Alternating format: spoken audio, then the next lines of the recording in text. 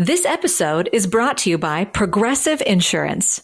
You chose to hit play on this podcast today. Smart choice. Make another smart choice with Auto Quote Explorer to compare rates from multiple car insurance companies all at once. Try it at progressive.com. Progressive Casualty Insurance Company and Affiliates. Not available in all states or situations. Prices vary based on how you buy. Listen, my children, on this Halloween, a tale of horror who ate tainted cuisine. Next is Chaharia, with her poor pouty face, 'cause Swagdula told her she had fallen from grace. Oh, Zavaleta, Losia Dobordi, you lost your men and your temper. Now you're hugging a tree. And finally there's Dahlia. Poor thing, she forgot that your lies come unraveled when your microphone's hot. They've all learned a lesson that should serve them well when they drop into darkness and land up in hell.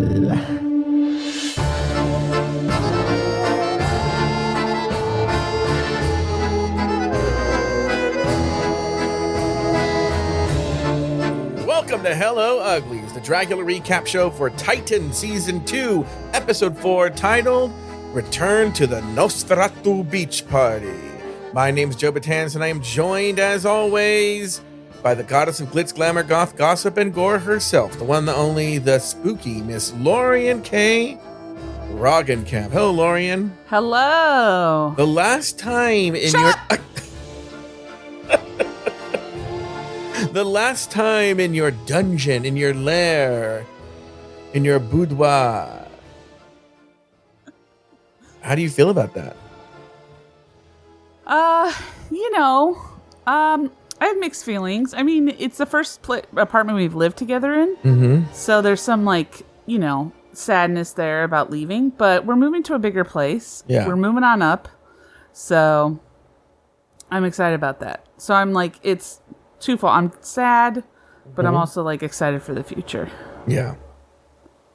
Guys, I gotta tell you something. This is actually a week where, because Lauri's moving, we're recording this earlier than usual. I took the day off and everything so that we could get this. So this is actually going to come out a little earlier than usual. This should make up for last week us coming out a little later than usual, because Lauri's packing up the microphone tomorrow, I believe, right? Tomorrow, yeah.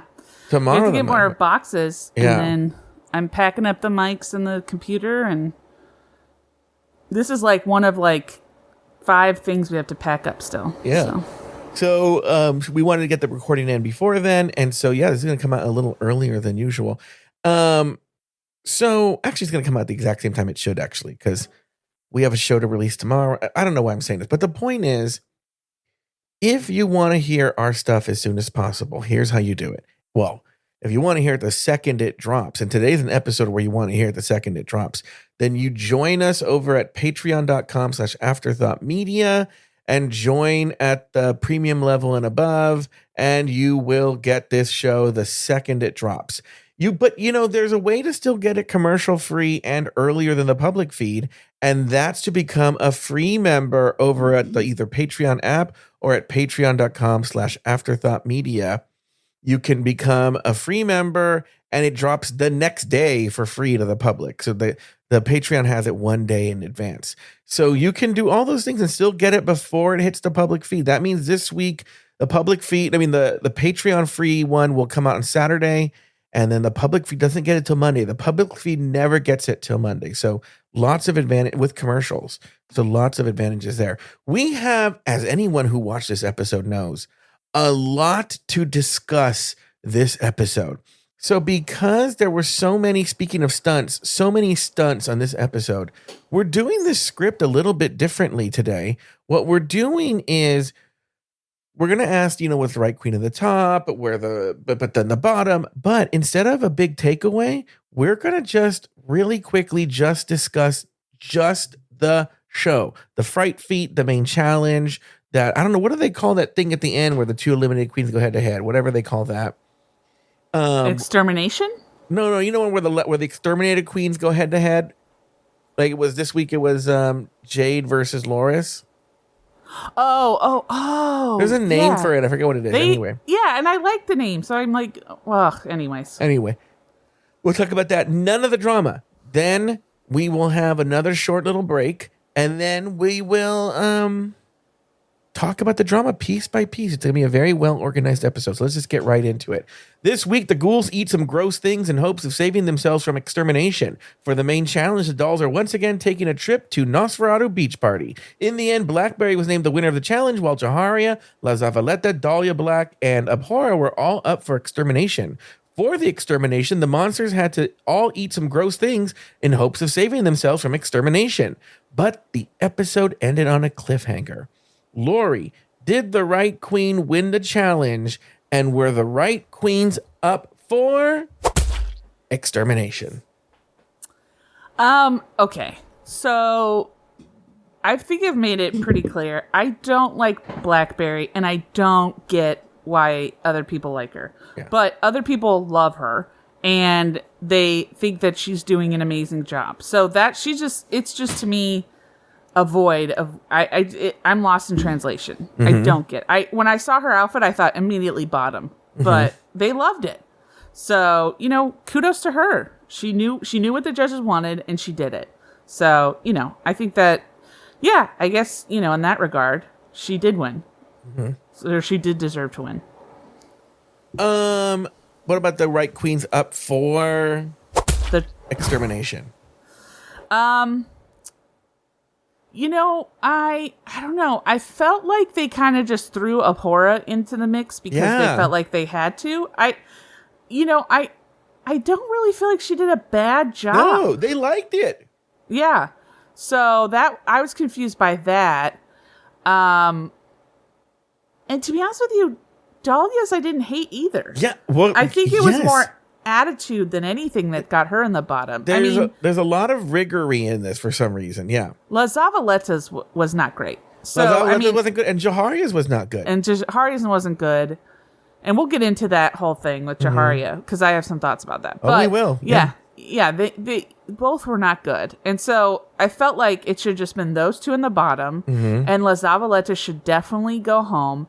But I think because they know that La Zavaleta brings the drama, and, Dahlia's kind of being a pain in their ass, I think Dahlia's going to go home. So that's why I think they put her in the bottom so they could send her home. Yeah. So that's my opinion. Okay, did the right queen win the challenge? I'm with you. No, Blackberri. Once again, I will be honest with you. It's another week of Eva losing again. There was some other queen in the top two that was like, oh, that was a really good look. I don't remember who it was. But they have to do it because she can't win every. Yeah. She looked great. Yeah. I will say this. She's one of those people who's awful. Yeah. And we'll see throughout the show. And we'll talk about it. Terrible human being. She freaking brings it for the looks and the performance. So it's like, yeah, you got to give it to her if you're judging based off that. Blackberri, I am telling you, I do not get it. I do not understand what the judges like. Yeah. Like everything they were saying about Blackberry's outfit, I was like, that's not it. Yeah. They were like, oh, it's exact. And when I saw that, I thought vampire. I was like, I did not see vampire when I saw that. 100% no. It was crazy. And then were the right queens up for elimination? I totally agree with you. I looked at the key moments again today, and they noticed that they didn't really show us a lot of Dahlia's look. And I think it's because they knew if they did, we would see it's not that bad. Not bad. There were other ones that were worse. It was actually pretty. Okay, so there was like little things broke during the performance. That can happen. But I think they needed to make it look like it was really bad. Priscilla's was okay. Yeah. It was fine, but if you're pinning the two of them, I feel like if that's the case, then Priscilla should have been in the bottom. Yeah. If you're I looked it up. It's Hellbound Showdown. Oh, okay. Hellbound Showdown. Thank you. But yeah, no, I'm just gonna say that the judges like Blackberri, and that's what matters. So she's playing the game right. You know, who gives a shit what anyone else thinks? They like her and they like what she's doing. So she's just got to keep doing whatever it is that she's doing that I don't understand, and just so she can win. Yeah, we're going to talk about the Dahlia drama, obviously, in the second part of the show. But we don't know when that happened. And they could have been putting it in the narrative here to justify sort of why, she's there.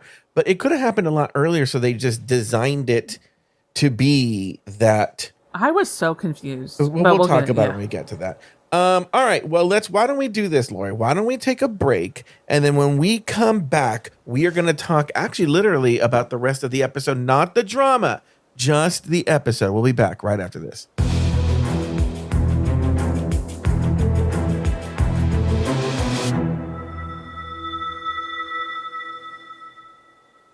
DSW, Designer Shoe Warehouse, is the one-stop shop for all your footwear needs. With sneakers, boots, and everything in between, for every style, mood, and occasion, you'll definitely find shoes that get you at prices that get your budget.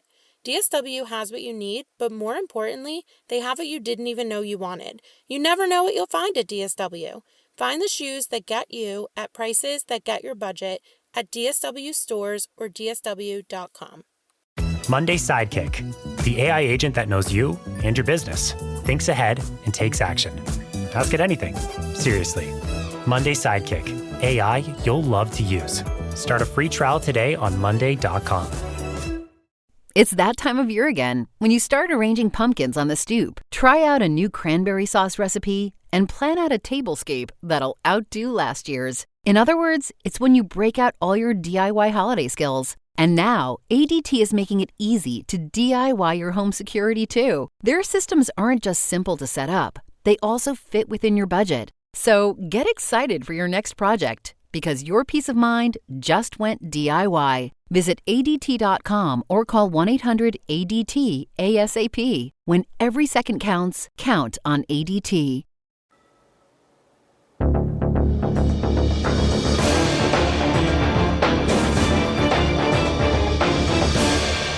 We are back. This week's episode was all about the drama. So for this segment, Lauri and I are going to buzz through the actual challenges and discuss the actual competition before tackling all the drama head on.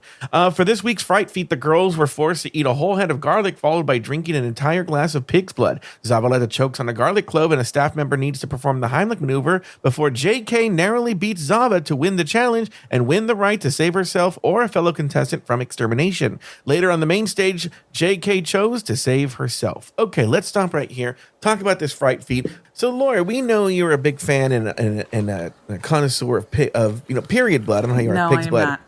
I am not. I do not like blood of any kind.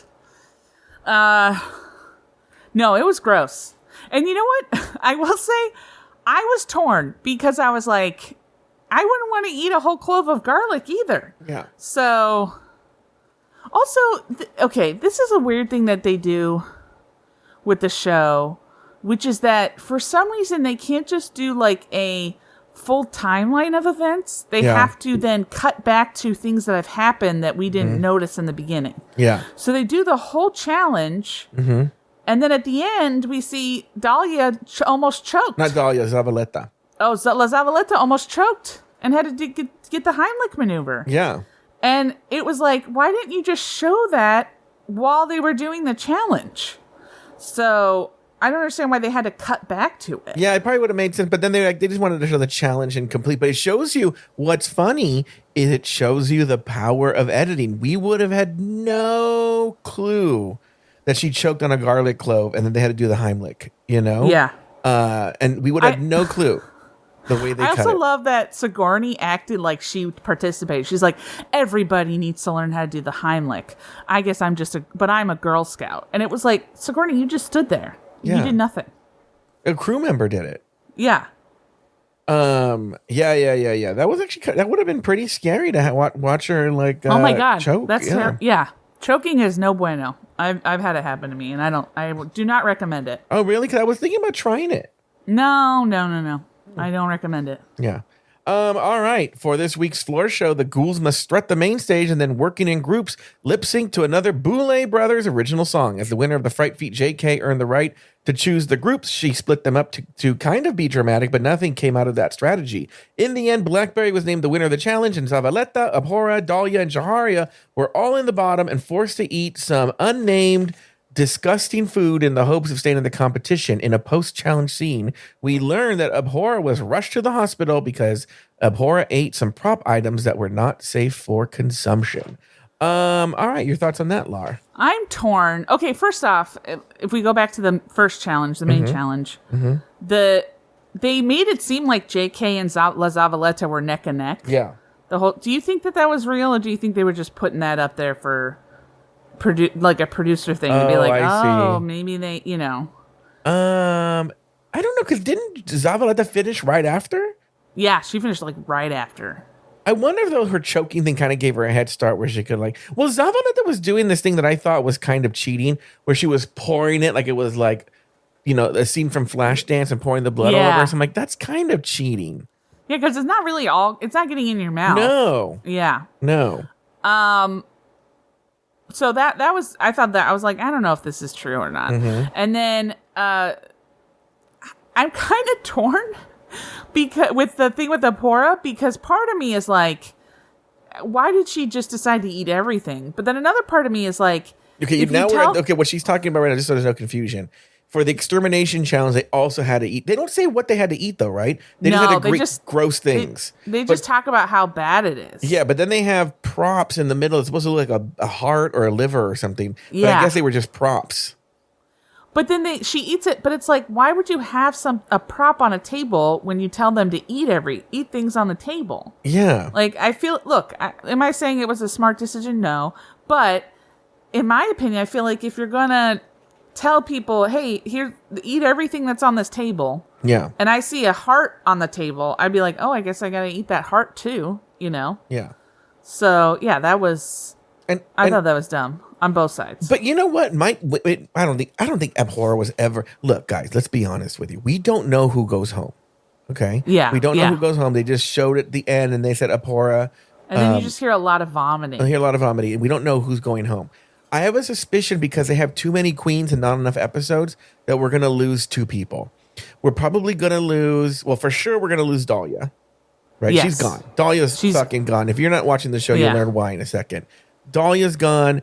I would suspect, though, honestly, I wouldn't be surprised if we lost three. I wouldn't be surprised if we lost Zavaleta and Jaharia, or a combination of the three. Abhora is safe. Abhora is completely safe. Well, unless she gets taken out of the competition from some kind of illness or something. Yeah. She's safe. Yeah. I would say Jaharia had a win. So she could, I don't necessarily know if she's, look, if she didn't have that win, I would totally say. Doesn't Dahlia have a win? Yeah, but but she is a bitch and has been talking shit about, the producers and to the cast. Yeah. So I personally don't think that her looks have anything to do with her being in the bottom. It's purely her personality on the competition. If we're looking at just looks, I think it would be Jaharia and La Zavaleta. But Jaharia's had a win. So I could see maybe La Zavaleta and Abhora going home. I think La Zavaleta is also proving to be sort of a liability as well, as we will discuss in the drama. Yes. So I think that might be another reason why she goes home too. Yeah, well, with the alleged ketamine use and then, I don't know. Being so high strung. Yeah. All right. And then for this week's Hellbound Showdown, later, Jade and Loris go head to head in their own rendition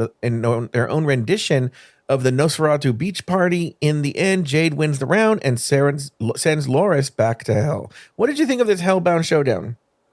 I was disappointed because I felt Loris had the better costume, but she looked nervous on stage. And I felt like she didn't win because Jade was just sort of like, fuck it, I'm going for it. But Jade's costume was not, it was just basically pasties. That's all it was. I think you're right.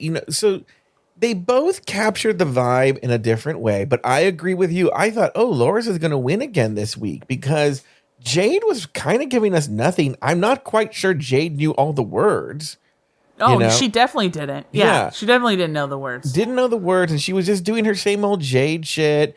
And like it was just Jade again, but with like imagine Jade's classic glamour looks, but just with like fake teeth or something like that. Like it was still as lazy as her other looks have been. Where I felt Laura's put some more thought in, seemed to be in the kooky, campy vibe of Nosferatu Beach Party. But you're right. There may be some nerves or holding her back or whatever. Because there was one point where she goes to like do something with the bottle, but then goes, "Oh no, I'm gonna do." Yeah. And it's like they don't want to see you question yourself on stage. Yeah.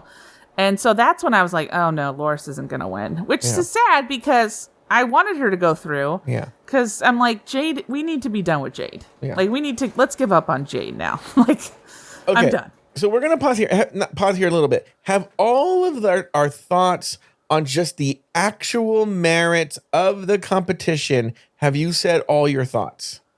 Well, I don't know if we're going to talk about this, but I also wanted to see, are the Boulet Brothers okay? Like, or are they playing up that they're like fighting with each other? Well, let me tell you what's coming, okay? Okay. We're going to talk about the moment with La Zabaleta. Okay. We're going to talk about that moment with Jaharia. Okay. And of course, we're going to talk about Dahlia. So in the beginning, they have this. Okay. I'm sorry to extend this. I don't care. I feel like we have to talk about the intro scene. Sure.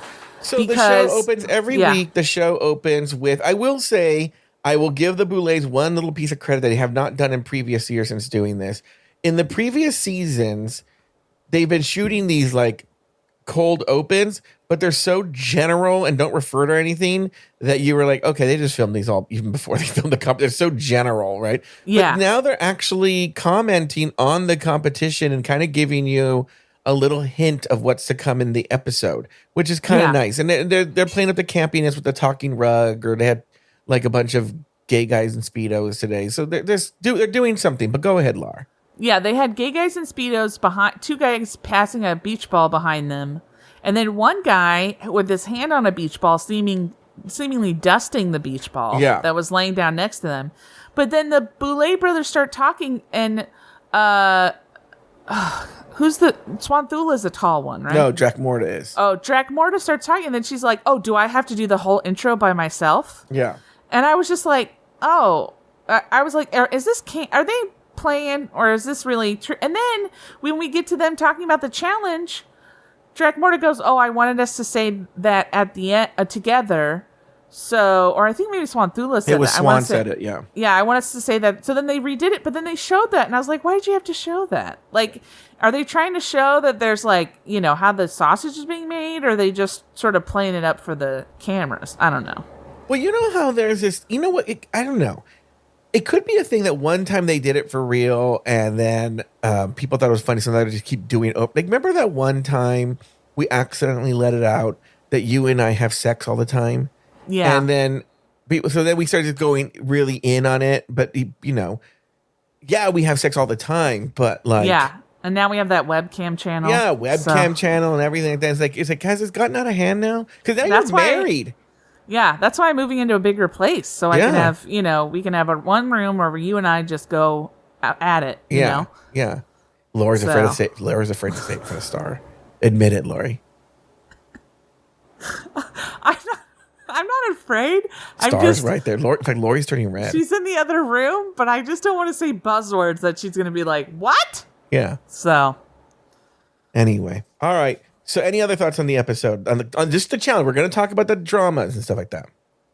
No, the challenge was kind of boring. And they should thank God that this happened, because at least in the original Nosferatu Beach Party, they actually went to the beach. Yeah. No, it was, once again, the drama saved the episode, but no, nothing else. All right. So here's what we're going to do. We have a baked-in ad. No. Let me tell you something, Lar. Why are we doing this? I got to tell you something. We're on a clock. I got to tell you something funny. I was talking to Jeremy the other day. We both got a big kick out of this about how you said that you don't believe this is real, and that you feel he and I planned it. And he was like, I know, it's not weird. Because we're not planning this, right? So anyway, so I got the new baked-in ad. Yeah, that's hilarious. Thank you for sharing. Yeah, we got the new ad. Are you ready? No. Here we go. Hallo daar homoseksuelen, ik ben Jost van der Leeuwen, president en oprichter van de Drag Podcast Federatie. Als je een fan bent van rommelige homo's die hun emoties niet kunnen reguleren, dan is de Drag Podcast Federatie iets voor jou. Vorige week spraken we over Lauri Roggenkamp en al haar... They just love talking about you. Are they speaking a mix of Dutch and English? Or are they speaking full English and I just can't understand it because of the accent? I don't know. It's a good question. Here we go. Let's listen. You don't know? No, I just got the ad right now. Let's listen to some more. Oh my god. Iconische woedeaanvallen. We vergaten zelfs te vermelden dat ze zonder bottomless with her Aunt Kathy. Maar wist je dat... Wait a minute. Why is the Drag Podcast Federation talking about me and my aunt being bottomless together? Why? I don't know. I don't speak Dutch. All right, let's keep going. Dat haar co-host, Joe Botany's pathetic loser. Wow. Well, that's the only thing we've agreed on. Well, first of all, called Joe Botany's, right? I'm assuming it's talking about me, but my name's Joe Betance. But it said pathetic loser. Do you think it's like I do a show with a pathetic loser? Probably. Maybe. Yeah. Here we go. Het is waar. Wait a second. Yeah. Hold on. No, I just that's what I'm thinking about. Why would it call me? How am I getting dragged into? How do we get dragged? How am I getting dragged into this? How am I getting dragged into it? I don't know. I don't speak Dutch. Here we go. You actually host a podcast for drag. I'm just a co-host of a side one. Yeah, it's true. Uit ons thuisland genaamd Jeremy uitgenodigd om op bezoek te komen. How is Jeremy now in the ad? Yeah. Oh, shocker. Yeah. Joe misleidde Jeremy door hem te laten denken dat Joe Jeremy alleen als vriend uitnodigde. Wait, why is Joe and Jeremy a lot? This is scaring me. Now Lauri, I'm with you now. Maar aan het einde stop playing these ads. van de reis haalde Joe een truc uit met Jeremy en bekende dat Joe gevoelens voor Jeremy had ontwikkeld. Natuurlijk was Jeremy hier pulsed by this en realiseerde hij zich dat Joe hem had grooming him like all those other teenage boys. What? That Joe was grooming him like all those other teenage boys? But Jeremy's like in his 20s. Yeah. But why is this even coming up? What are they talking about? Also, I think it's funny that he said something about Joe having foolings for Jeremy. Well, I did have foolings. Yeah. I was the fool. Here we go. Jeremy deed het juiste en verbrak alle communicatie met Joe. Als Jeremy zich bij de Drag Podcast Federatie had aangesloten, zouden we hem hebben beschermd en gewaarschuwd voor deze gevaarlijke man. We zouden ook de kosten van Jeremy's reis volledig hebben terugbetaald en set Joe to prison for life. What? Dus maar wat? What? Sent me to prison for life? What's happening? What is going on in these ads? Is this Word a true vandaag crime lid podcast? van de Drag Podcast Federation. Om lid te worden, stuur een e-mail naar dbestoftoday@gmail.com. What? Wait, did they just say your email address in Dutch? That's my email address. Okay, Lauri, I'm starting to you know what? I'm going to be with you now. Why would the Drag Podcast Federation, which, hear me out, is based in Amsterdam, where Jeremy lives. Uh-huh. I think he's the one making these ads. Now I'm starting to think he's not the one, and you're just throwing him under the bus. This Jeremy thing that happened to me was really horrible to me. Why would I put that in? I don't know. It sounds like he was telling the story of me and Jeremy. Because everything in your life is fodder for podcasts.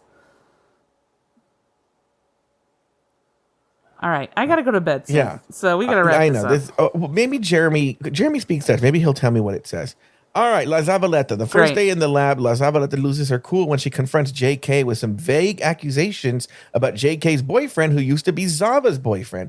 Zava erupts in anger and storms out of the lab and into the parking lot, demanding that the staff call Zava's mother. Cynthia Dahl runs out to comfort her and convinces her to resume her place in the competition. All right, Laura. I love this. I have a lot of thoughts on this moment here. So one of the things I love is, I don't know if you've ever had somebody argue with you like this, but La Zavaleta is like basically like my aunts and my mom, where when they get mad at you, they tell you that you're the idiot and you're the one who looks ridiculous while they're screaming at you. And so my thing is, if you're the one screaming, you're the one who looks ridiculous. Yeah, 100%. And so that, I was loving that, because it was like, you look ridiculous, screaming at the top of their lungs with tears streaming down. Yeah. So that made me laugh. Also, I feel like it wasn't even anything that was brought up in the cauldron. It was just literally La Zavaleta was like, okay, now I'm going to talk about it. And JK was like, no, I don't want to talk about it because he's not here. And then she blew up. Yeah. And La Zavaleta and was like, and then she kept saying, I have one question.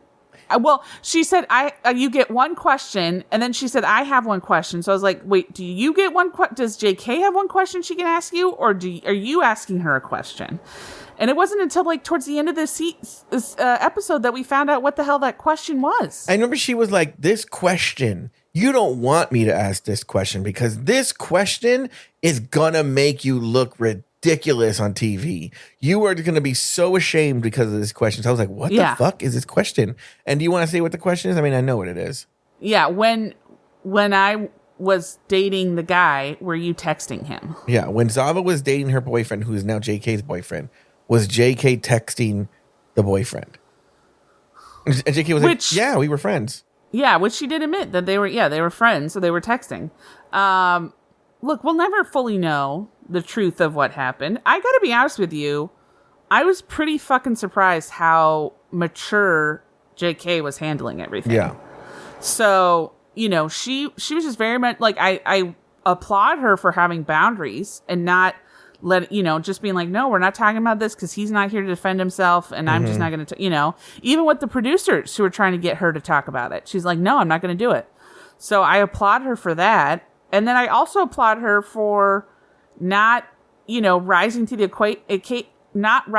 occasion. I mean, she did say when La Zavaleta said, call my mom, she did go, call the bitch's mom. Yeah, but I mean, that was just funny. So when Zava walks into the lab, she's wearing sunglasses. Why do you think that is, Lar? The ketamine. I'm going to tell you something. Look, and I'm going to say everything. Like, I don't know anything. Who knows about truth about anything? Yeah. But I'm going to say with the sunglasses and the behavior, it seemed erratic. Yes. The way someone, I'm not saying Zavaleta, I'm just saying the way someone who is on drugs might behave. Yes. Yeah, the emotional instability, the short fuse. Yeah, she was already upset that also day. Making no sense. Yeah. Oh yeah, making 0 sense, just yelling. And because here's the thing, she had that like geared up because she was already yelling it when like immediately. So she had all that. So she came in to the workroom thinking, I'm going to say this and I'm going to make JK look like an idiot. But then JK wasn't taking the bait, so it pissed her off even more. Mm-hmm. And then she was like, call my mom. Call my mom. Fuck you. And then she went out, and when we go outside, she's clearly taking her mic off. So they pretty much have to send Cynthia or somebody out there who's mic'd so that they can hear her talk. And she's hugging a tree. She's literally hugging a tree. That is not what usually a sober person is doing. Now, maybe she's just so panicked she wanted to quote unquote touch grass. But she's literally hugging a tree, and it just can't emotionally regulate herself. She did say she had a panic attack, which I could see. I've had panic attacks, and I don't. Now, that's just me. On my panic attacks, I don't act like that. Well, no, I don't think she had a panic attack when she was yelling and cussing. I think maybe when she went outside, she had a panic attack. And that's why she was hugging that tree. And she was like, when you love someone, it makes you crazy. Which, sister, I can agree. But I mean, it makes you crazy in that you like want to do stuff for them, right? But if you're doing stuff that's like illogical or not, honestly, too, it's 18 months later. Yeah. And then Cynthia runs out, and then this poor guy, as much as JK is trying to protect his boyfriend, they do play Zavaleta saying like, I don't like him, his dick doesn't work. And I'm like, why is this poor guy getting dragged? Yeah, I mean, it does kind of suck. I feel bad for... No, I don't really feel bad for him. It is what it is. Yeah. He got to bang two attractive drag queens. He's fine. I do like that Zavaleta was like, he has an addiction. And Cynthia's like, to what? And he goes, he has an addiction to me. Which I kind of love that for her. She was making no goddamn sense. Yeah. So let's pause right here. We've kind of given you the details. She goes in, she tries to bait JK, like Lauri said, into like sort of having it out over the boyfriend. JK's like, we're not having this. He's not here to defend himself. I'm not going to discuss him. He's off limits. Zavaleta has almost goes from 0 to 100 immediately and starts screaming at JK, saying that she has one question for her, and and that you don't want to hear this question because it's going to make you look ridiculous. We told you what that question is going to be. Storms out. Is it basically quitting the show? Call my mom. I fucking mean it. Yeah. But then JK says something. I think she says call the bitch mom, and she flips. She goes, "Shut the fuck up, JK. Yeah. Shut the fuck up." And then she storms out, goes and literally, when I say hugging a tree, we're not being metaphoric. No. She is literally hanging onto a tree as if like a tornado's coming. Yeah, that's what I was saying. She's hanging under a tree like it was a hurricane. Yeah. This is a life raft. Yeah. And then Cynthia Dahl goes out again because she has a microphone. And I think the production, we talk about Dahlia being cozy with production. I think Cynthia's very cozy with production. And so they send her out and she comforts and sort of brings down Zavaleta. But like I said, I think it's really because Cynthia's mic'd and they want to hear what Zavaleta has to say. She says some cracked out shit like the guy's dick doesn't work and he's addicted to her. And she wants to talk to her mom. She's lying on the concrete. And then they just convince her to go to it. And she yells at the camera, "Stop filming me!" It's just kind of cuckoo. And then she goes back in with sunglasses and resumes the competition. I will also give kudos to Cynthia for not yelling at any point during that time, because I think that's the quietest I've ever heard her. "Stop having a panic attack, bitch." Yeah. What are you doing, bitch? Yeah. "Why are you hugging a tree, bitch?" I also love, and this is just because I think Eva's like a terrible person, but I also love how when they finally went into the workroom, Eva tries to like put a button on it and they immediately do lights. Oh, yeah. The Eva production's not having them. We're going to talk about Eva. Fuck you, Eva. Even though Eva doesn't have her own dramas, she just sort of interjects. She's like literally the most obnoxious person ever. So obnoxious. Remind me to talk about, remember, because it actually happened in the pre-show. There's a little bit of a Dahlia moment right after when the episode starts, but it quickly goes to Zavaleta and JK. And so but Eva makes a speech that we'll talk about. But let's go over to Jaharia. So they've done the main stage. They've critiqued. They really give very harsh critiques to Jaharia. Now they're going backstage, and we immediately get thrown in that Jaharia has just run off the main stage and like is now hiding somewhere. And then once again, she's crying. Who comes to comfort her? Cynthia Dahl, who's in a ridiculous outfit with like a big giant big tits lips. and big lips. Yeah. And it's just to run on and comfort Jaharia. So after the judges critiqued Jaharia harshly on the main stage, Jaharia ran off set in tears. Cynthia Dahl in full costume was up to comfort her. Later, Swan even joins in the mix trying to comfort Jaharia. They both convince her to return to the competition, which she does. I gotta be honest with you. Yeah. I kind of agree with what Jaharia is saying, because I feel like when Swanthula comes out and says, "Oh, we were just giving you pointers to like improve," she says like a fall from grace really hurt. Yeah. And it's like, that was not a pointer. That was you making a comment about where she's at right now. Well, and that's, what Lauri's talking about is when Swan's comforting Jaharia, she says, "Look, I know it could be kind of harsh. We're trying to give constructive critiques." And then Jaharia says, "Well, you said like I was a fall from grace." And she's like, "Oh," and they show a clip and Swan's like, "This look is a fall from grace for me." And you're like, wow, it's kind of brutal. Yeah. So I kind of get what Jaharia is saying. It's like, maybe this wasn't her best, but you don't have to be but then on the main stage big and bold about it. Jaharia did the typical thing where she's like, they're like, "Oh, well, what do you have to say?" And she's like, "Well, I guess I shouldn't have listened to that friend who told me that just looked good." And everyone's like, "What friend?" Yeah.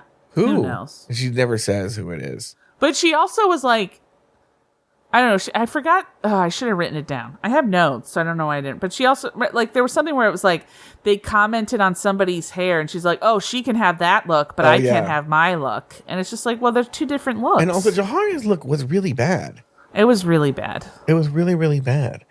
So I don't really have much to say other than that, but it's a moment that happened. All right. I mean, I kind of agree with Jaharia in that. If that had happened to me, I think I probably would have cried, to be honest with you. All right, now let's go to the big one here. In the cauldron, Priscilla Chambers, Sigourney Beaver, and the rest of the cast once again confront Dahlia about talking about them behind their backs to production. Dahlia runs off and, in an unclear sequence of events, pulls Zavaleta off camera but on mic to explain that Dahlia was threatened with a mental health wellness check and that Dahlia had a mental breakdown because of that threat. Dahlia uses that to explain to Zavaleta why she went to production and apologizes. Later, we hear audio from a conversation that the Boulet brothers and the rest of the crew had with Dahlia, during which they confront Dahlia on twisting the truth. Dahlia admits her mistake and profusely apologizes. So we have to break this down piece by piece. A lot of this episode is bookended with just attacking Dahlia. Like when they first come into the next day, Dahlia's just sitting alone and they just start attacking Dahlia again. And Dahlia's like, I'm going to take Priscilla's advice. And I'm going to be season 3 Dahlia. And then Eva, this is what I want to get to before we get to that stuff. Eva goes on this weird speech where I guess she's friends with Dahlia, but she's basically trying to distance herself from Dahlia. Oh, yeah. It was just, the whole point was just, don't associate me with her. Don't come after me. I'm not with her in this competition. Yeah. That was just basically just kicking her off the life raft. Yeah. That was her, But again, this is what I think is so hilarious. Because not like to this extent, but this almost exact same thing I think happened with Abhora or somebody last season with the whole drama. And Eva was just like, I'm not involved. Yeah. Washed her hands and was just like, no, thank you. Yeah. I don't want to be. So it's just like, stop going to Eva for support. Yeah. She's not that person. Here's what's funny is, but Eva said it here. No one was looking at Eva or talking about Eva. And she's like, listen, guys, that's not me. I love you to death, honey. But I'm going to do my own thing here. Okay. I'm just doing my own thing. Just that's it. And you're like, no one asked for your opinion, Eva. No, yeah. Nobody was like, oh, I'm dying to know what Eva thinks. I don't think I never heard anyone associate Eva with Dahlia. No. It was very, very strange. Okay, so now we get to the cauldron. We're back. So that happens, and the thing was that happens. Now we're in the cauldron. After the whole thing. I want to call this out too. This is the thing, it's not part of the conversation, but we have to talk about it. During this whole heated conversation, Priscilla's chambers has her fingers in her. Whose feet are those, Lauri? That's her foot. Oh, in her own foot? Yeah. That's what I assumed. It was her own foot. When JK and La Zavaleta are having their heart-to-heart, yeah, where they're just like, JK was mature, La Zavaleta was coherent to some extent, and then they kind of made peace with each other. And they just cut to Priscilla just taking her fingers with her long-ass fingernails and interlocking them with her bare feet. It's fucking disgusting. And I'm just like, why? Why did we need to see that? It was really, really gross. And then, so a lot of the stuff happens in the cauldron, but it's really quick. So during what Lauri's talking about is JK and Zavaleta have sort of like, I wouldn't call it a kiss and make up, but they're like, no. It's kind of like, well, we'll just drop this now. I think JK's, I believe what JK said in the confessional. I think she stated her piece, which is like, look, I don't like you, but this is a competition. I think we should be, basically summarizing. We should be respectful of each other. And I think she was ready for La Zavaleta to come back at her, and then she was going to kind of pounce. But then La Zavaleta was just kind of like, probably, had some more ketamine, and then she was even. So she was like, no, I hope that maybe later on we can be friends again, or, we can come to terms with each other. And so I think JK, again, shockingly, was like, all right, I'm just going to let this go and just not heighten it. And then I think because of this, Zavaleta does this weird thing out of left field, comes for Abhora, where even the rest of the cast is like, where is this coming from? Like, what? Well, okay, she does come from Abhora, but I will say I thought it was very weird that everybody else was like, you don't have any proof. So basically what La Zavaleta says is, I think you should go home, Abhora, because I think you basically do the same thing over and over again, and it's getting kind of boring, right? Which, okay, you could agree with that or disagree with that, but what you can't disagree with is that she does do a version of the same thing every single time. She wears that stupid nose every single time. So the fact that Priscilla was like, we need evidence. You don't have any evidence. I don't know why La Zavaleta said, look at her nose. Every single time she wears the same goddamn nose. So. But that's sort of her signature. But she said you do the same thing over and over again. It doesn't matter if it's a signature. She's doing the same thing over and over again. So you can't say she's not when she is. Yeah. And then it turns to Dahlia, which is they start with her look about how awful it is and she should go home because of that look. Now, meanwhile, they've all heard the Boulets say something because they're building the narrative. Again, it's hard for me to say, but on the little that we see and that they show of it, the look doesn't look that bad. It doesn't look bad, no. It looks fine. It looks good. It looks fine. Yeah. I didn't think it was the worst one. No. Totally fits the theme and it has a cool look. It's almost like she took the concept of Batgirl from Batman, but made it like Dracula. Because of bats, yeah. Honestly, I felt like it was closer to Dracula than Blackberry. Yeah, 100%. And she won the goddamn competition. Yeah. And then, but by the way, so then Priscilla comes for her. That's when Priscilla attacks her look. Dahlia wasn't bugging anybody, everybody. She was sitting there quietly in the room. And then all of a sudden, they just all come for Dahlia. Okay, they just, boom, they start attacking her. All right. So here's what I'll say. You know, a lot can be shaped in editing, and there's a lot of stuff that we're missing. Okay, and we're going to address everything that happens here. But I think the Boulets are pissed by what she did. And so, truth be damned, they're going to make her look bad. And so what we're talking about, everybody, is then we go to a scene. They just cut to like almost B-roll footage because it's all audio. Okay. So we don't see anything. But we cut to some mic'd moments. We see like the floor of the workroom. Yeah. And to some mic'd moments where Dahlia is talking to Zavaleta, and she's saying that she was threatened with a wellness check by production.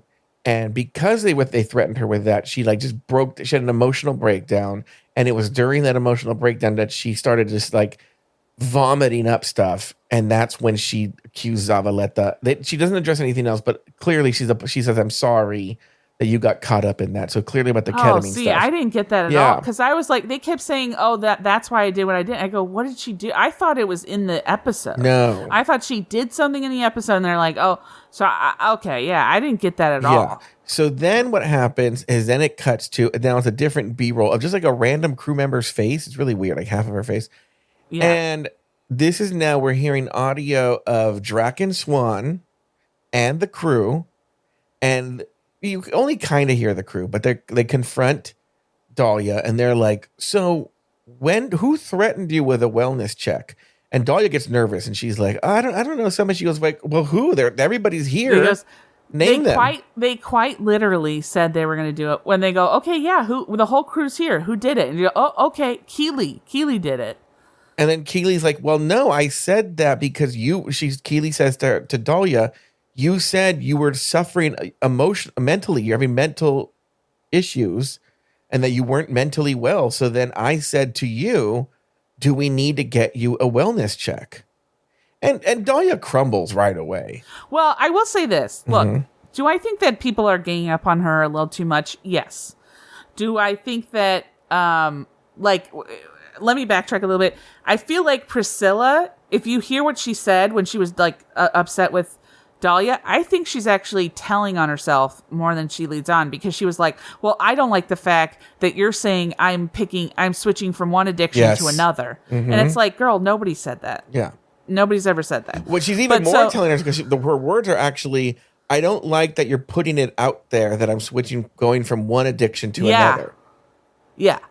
So, do I think that they're kind of building it up? But I also, what we see in this exchange, I do think she's manipulative. Yes, 100%. Because if you when they go through it, when they confront her, she immediately crumbles, but then she goes, oh, I don't remember sometimes what I say. Yeah. Or what I do. So she just completely absolves herself from all responsibility because she just doesn't remember. Look, Dahlia is, I'm sure, a demon twink. Okay? Yes. And she's had probably pretty privilege a lot of her life. And well, she has the voice of a demon twink, too. Yeah. And she, is now in a situation where she has to be held accountable for real. What I will say, to give her some grace, she's not right here. As someone who's been a victim of a twink putting words in my mouth. I put the words in my mouth. I bet you wish they put more in your mouth. Hey, there it is. So, no, but as she's being manipulative. You're right. Where I will give her some grace is I feel, and this is me completely projecting. This is me completely projecting here and making up stories and imagining things. But I think Dahlia is suffering dramatically from the fact that the entire cast hates her, and it could be for good reason. But I see someone on Reddit saying, like, when you lose Disasterina, then you know you're really not a good person. And so, maybe with good reason, but now she's stressed that she's in this competition, and everyone in the competition hates her. And I think she's like, how can I at least stop the onslaught of hate? Just stop it. And so she made up this story, being manipulative, by the way, 100% being manipulative. But all I'm saying is she made up the story about the wellness check. She bent the truth a little bit. You know, she didn't completely lie. I mean, the mental wellness check was brought up. She just bent the truth. She just said that it made it seem like it was a threat and not like a, hey, we're worried about it. And I think all of us have in some way, when we feel we're in trouble, when we feel we are, you know, it's something, we've shaped the narrative as much as we can to make ourselves look more favorable. And she was using it to apologize. Okay. It's a survival tactic. Yeah. And so look, it's not right what she did. Yeah, she shouldn't have done that. And then the Boulets are right to do what they did and confront it head on. And I think they handled it very well. Yeah, I thought they handled it very well. I thought they handled it very well. I also that Dragmarta was just very honest with her because, this is it's a competition reality show. Mm-hmm. It's not worth your mental health. Yeah. You know, like if you go on the show and you just can't cut it, then just leave. You know, it's not the end of the world. I have a side thing, but so I don't know if you want to keep going on it. But I have it's related to this, but it's just side thing. I'm really disappointed in Sigourney. Really disappointed. Well, how so? Because she had a similar thing happen on her season, where almost every episode they were ganging up on her for perceived slights and yada yada yada, and she was like, and so now she's in a thing where this other person is having this happen to her, and maybe it's warranted in some ways, and maybe it's not. We don't know a lot of what's going on, but you would think that Sigourney would be like, hey, me having gone through what I went through, maybe I should be more like, hey guys, let's just, let's not be so hostile altogether to this one person. But instead, she's like one of the main people who gangs up on Dahlia. Yeah. And it's like, almost like she's like, oh, somebody else, we can feed on somebody else, not me. And it's just like, I don't know. I feel like she should be more, look, if she doesn't like Dahlia, she doesn't like Dahlia. Mm-hmm. But I feel like she should at least be more supportive of the situation that she's in. Yeah. The oppressed often become the oppressor, Lauri. Anyway. So those are all my thoughts on everything that happened. Do you have any big thoughts, Lar? Okay, so you said you think that there's going to be at least two people who go home. You think La Zavaleta and Jaharia, or do you think it's La Zavaleta and No, Dahlia? I think Dahlia's for sure gone. They're going to get rid of her. Okay. Ass. They're just done. After she pulled that stunt, she's fucking done. If they were smart, I mean, I have no proof, but Zavaleta, I will say, exhibited some very bizarre, wild behavior that is unpredictable. And as a producer, I probably wouldn't want to repeat that because then she could hold production hostage. So I would probably think it would be a smart thing to get rid of La Zavaleta. The problem is with those two, you are cutting out a big part of your narrative when you do that. Yeah. Also, and I will just say this, the only reason why I am not 100% sure there's going to be more than one person is because of the Hellbound showdown. Mm-hmm. Because, whoever dies goes up against the person, will go up against Jade. And so are they going to, if they have two people, are they going to have two people go up against Jade? I think so. So, okay. Why not? Then all they do is name the person who lives. So. All right. Well, yeah, I guess it's not as complicated as I thought. Any other big thoughts?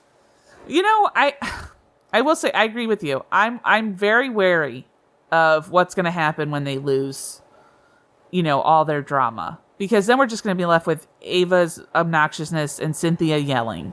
Well, and that's not going to be fun. Here's the deal. And, we saw this with how great All-Stars was this season is the writing seems to be on the wall who's going to win this whole thing. Yes. It seems like it's going to be Eva. And... well, I don't know. The judges love Blackberri. I mean, they love her. So, I almost want to say that if Blackberri wins Titan season 2, I'll stop doing Hello Uglies. But then, what happened? I agree with you, but what I'm trying to say is and I argue this all the time. It's not what other people like. It's what the judges like. Yeah. So I have to stick to it. I don't get it, but the judges get it. So I'm like, all right. I don't know why, but okay. Yeah, that's kind of, so, and by the way, I think Abhora is for sure, not Abhora, I'm sorry. I think Dahlia is for sure gone. Dahlia, okay. Take money take it to the bank. She's gone. Dahlia's gone. I think I'm 50-50 in Zavaleta, 50-50 in Jaharia. But I think Jaharia is actually safe because of these other girls, but who knows? Barring any medical thing, like if this was real, which I doubt that it is as serious, like you were saying, but I think Abhora is the one that's the safest out of all of them. I think they took Abhora just to the hospital just to be on the safe side. Maybe they pumped her stomach, but she ate a prop heart. Yeah. So. All right. Okay, well, that's going to do it for this week's episode of Hello Uglies. Be sure to join us next week and every week as we continue to discuss, dissect, and deconstruct each brand new episode of Dragula Titan Season 2. So, for Lauri K. Roggenkamp and myself, call my mom!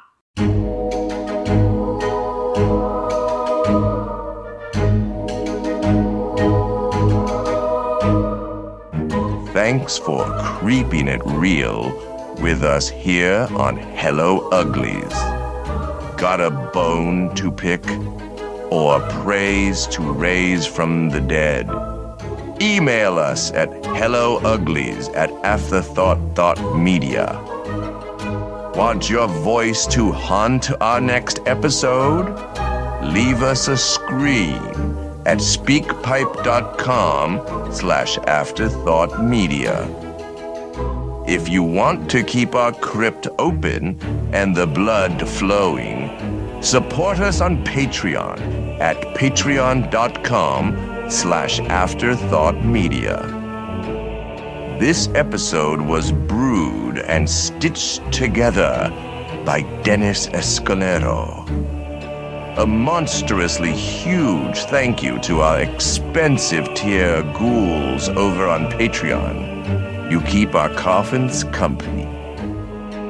Hello Uglies is an Afterthought Media production. Until next time, stay spooky, stay sickening, and remember, beauty is only skin deep, but ugly is to the bone.